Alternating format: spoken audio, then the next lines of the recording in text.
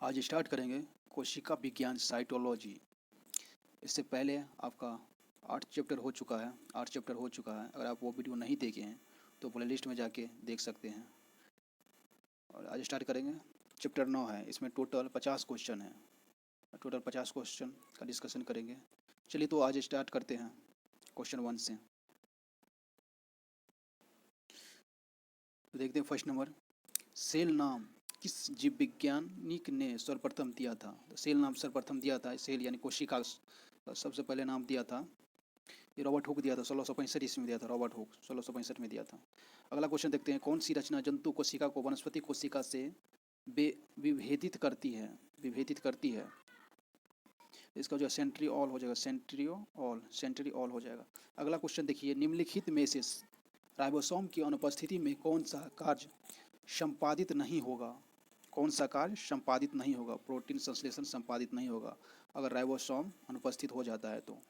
अगला क्वेश्चन देखिए, यदि माइटोकॉन्ड्रिया काम करना बंद कर दे तो कोशिका में कौन सा कार्य नहीं होगा? माइटोकॉन्ड्रिया अगर काम करना बंद कर दे तो कोशिका में कौन सा कार्य नहीं होगा? तो भोजन का ऑक्सीकरण नहीं होगा, ऑप्शन बी। चलिए अगला क्वेश्चन देखते हैं, कोशिका का ऊर्जा गृह किसको कहा जाता है? कोशिका का ऊर्जा गृह पावर हाउस ऑफ सेल। तो पावर हाउस ऑफ सेल यानी कोशिका का ऊर्जा गृह माइटोकॉन्ड्रिया को कहते हैं। आगे देखिए, निम्नलिखित में से कौन सबसे बड़ा कोशिकांग है? तो कौन सबसे बड़ा कोशिकांग है? प्लास्टिड, ये ऑप्शन सी हो जाएगा। अगला देखिए, कोशिका में प्रोटीन संश्लेषण कहाँ होता है? कोशिका में प्रोटीन संश्लेषण कहाँ होता है? तो कोशिका में प्रोटीन संश्लेषण आपको तो राइबोसोम में होता है, राइबोसोम में होता है। अगला क्वेश्चन देखिए, पादप कोशिकाओं का सबसे बाहरी आवरण कहलाता है? तो पादप कोशिका का सबसे बाहरी आवरण जो हो जाएगा कोशिका भित्ति हो जाएगा, ऑप्शन बी हो जाएगा।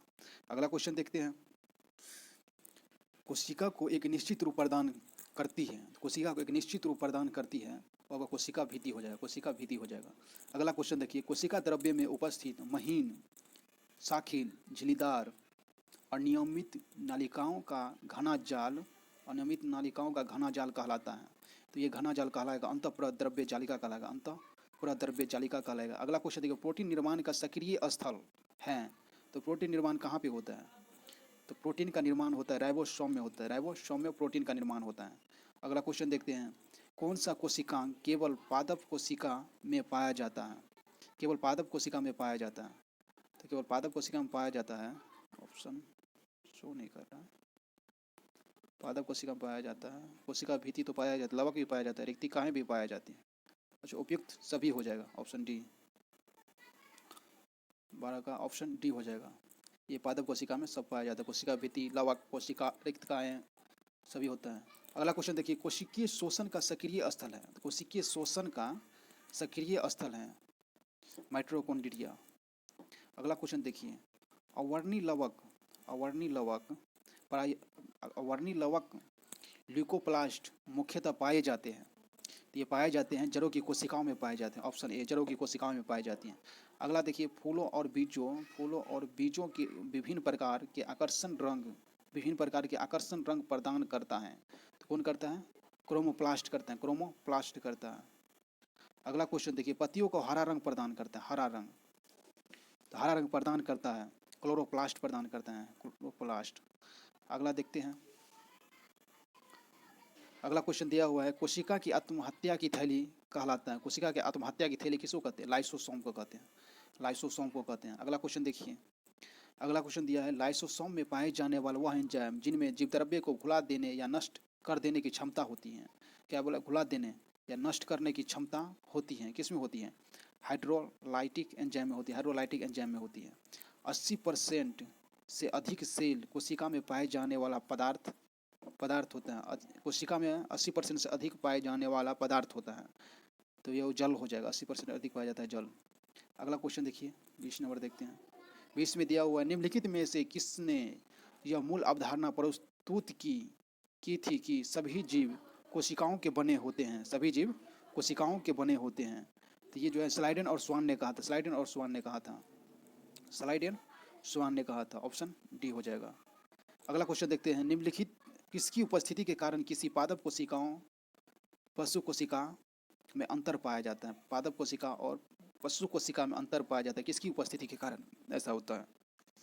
तो ये तो कोशिका भीति के कारण ऐसा होता है। कोशिका भीति पादप कोशिका में पाया जाता है। अगला क्वेश्चन देखते हैं, गोल्जिकाय। गोल्जिकाय का मुख्य कार्य है, गोल्जिकाय का मुख्य कार्य क्या है? गोल्जिकाय का मुख्य कार्य क्या है? गोल्जिकाय का मुख्य कार्य है स्रावी करना होता है। अगला क्वेश्चन देखिए, निम्नलिखित में से कौन सा कोशिकांग डीएनए रखता है? कौन सा कोशिकांग डीएनए रखता है? डीएनए रखता है, तो इसका ऑप्शन हो जाएगा सेंट्रियोल। सेंट्रियोल कोशिकाएं डीएनए रखता है। अगला देखिए, कौन सा कोशिकांग प्रोटीन संश्लेषण की प्रमुख भूमिका निभाता है?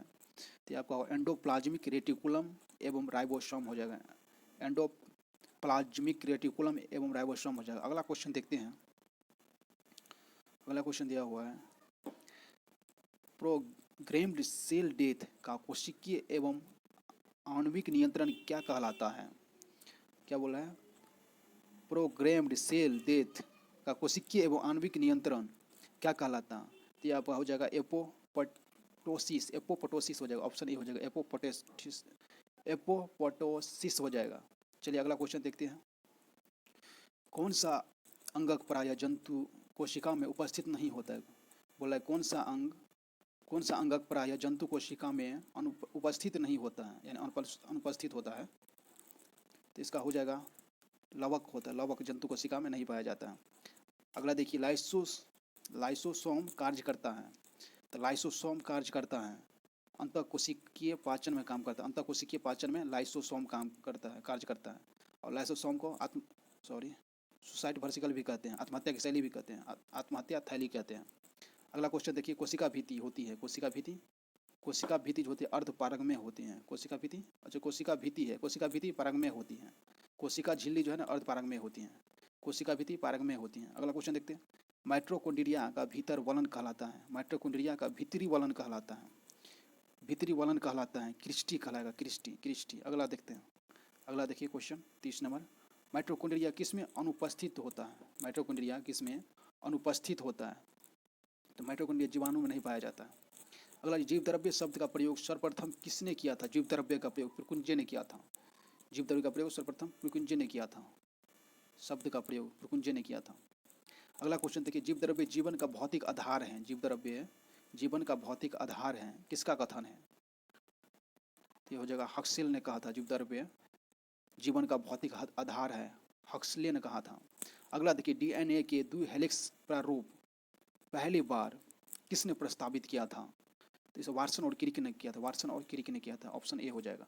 अगला देखिए, न्यूक्लियस की खोज सर्वप्रथम किसने की थी? तो न्यूक्लियस की खोज किया था ब्राउन ने किया था। Option D brown. न्यूक्लियस का खोज सर्वप्रथम किया था ब्राउन ने किया था। अगला देखते हैं, कोशिका की क्रियात्मक गतिविधियां नियंत्रित होती हैं। कोशिका की क्रियात्मक गतिविधियां नियंत्रित होती है, केंद्रक में नियंत्रित होती हैं।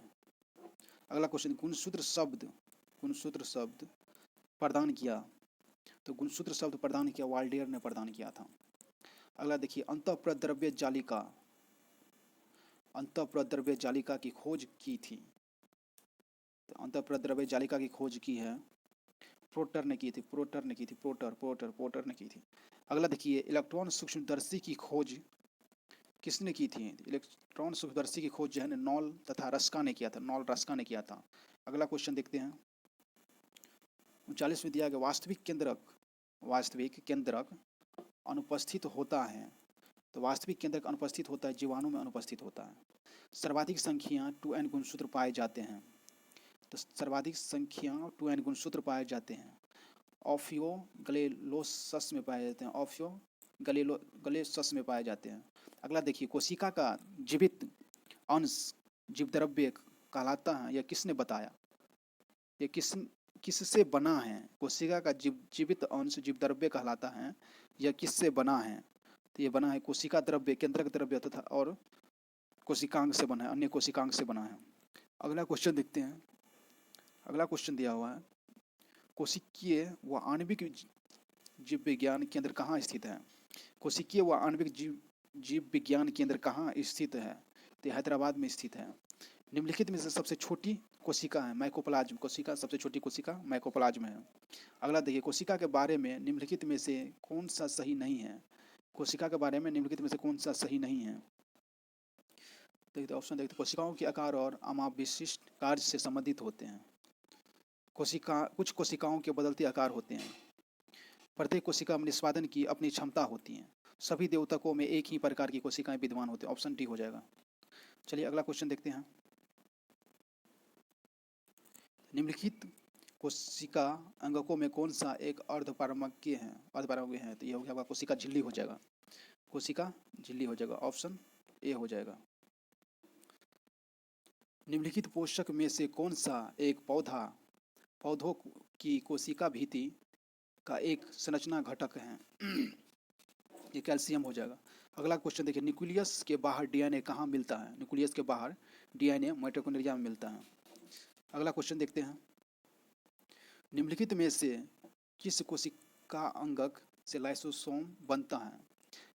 लाइसोसोम बनता है तो किससे? गोल्जिकाई से बनता है। गोल्जिकाई कोशिका अंगक से लाइसोसोम बनता है। निम्नलिखित में से कौन सा कोशिकांग है जो प्रोकैरियोटिक कोशिका में नहीं पाया जाता है? प्रोकैरियोटिक कोशिका में नहीं पाया जाता है। तो प्रोकैरियोटिक कोशिका में नहीं पाया जाता है, माइटोकॉन्ड्रिया नहीं पाया जाता है। अगला देखिए, एक इमारत में ईंटें जीवों में डैश के समान होते हैं। तो ईंटें जो होते हैं डैश के समान होते हैं, ईंटें जीवों में डैश के समान होते हैं, कोशिकाओं के समान होते हैं। चलिए ये आपका लास्ट क्वेश्चन था। और वीडियो अच्छा लगता है लाइक शेयर कमेंट साथ ही साथ सब्सक्राइब जरूर करें। मिलते हैं अगले वीडियो में। Thank you for watching.